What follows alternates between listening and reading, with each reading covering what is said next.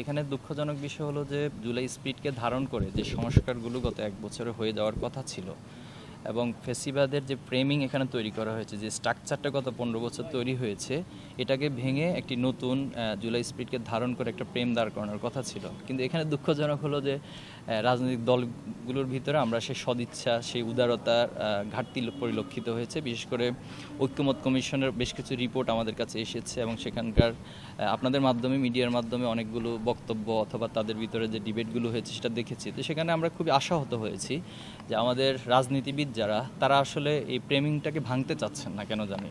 তো এটার মূল কারণ হচ্ছে তারা কি আবার নিজেদের মধ্যে ফ্যাসিবাদের চর্চা অথবা দীর্ঘদিনের যে স্ট্রাকচার, এটার উপর থেকে আবার নতুন করে ফ্যাসিবাদ কায়েম করতে চায় কিনা, এটা যথেষ্ট প্রশ্ন জাগে আমাদের মাঝে।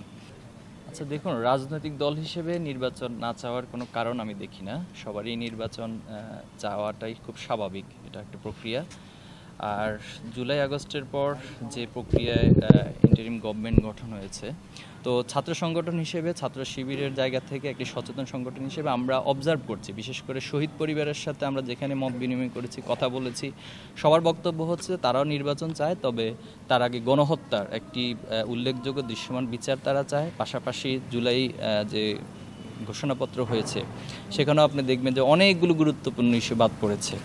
এর মধ্যে যারা এখানে স্টেক ছিল, অবদান রেখেছে, মিডিয়া কর্মী, এরপরে বিদেশে যারা অবস্থান রেখেছে, রেমিটেন্স যোদ্ধা, এরপরে হচ্ছে যারা অনলাইন অ্যাক্টিভিস্ট ছিল, এরপরে প্রত্যেকটা স্টেক্সের নাম উল্লেখ করা, এই বিষয়গুলো আসেনি। তো এটা খুবই আশাহত হয়েছি।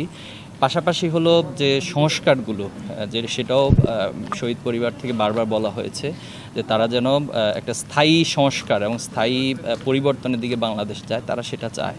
কিন্তু তাদের এই চাওয়াটাকে উপেক্ষা করে রাজনীতিবিদরা অতিমাত্রায় ক্ষমতা লোভী হওয়া, এটা আমরা কখনোই সাপোর্ট করি না।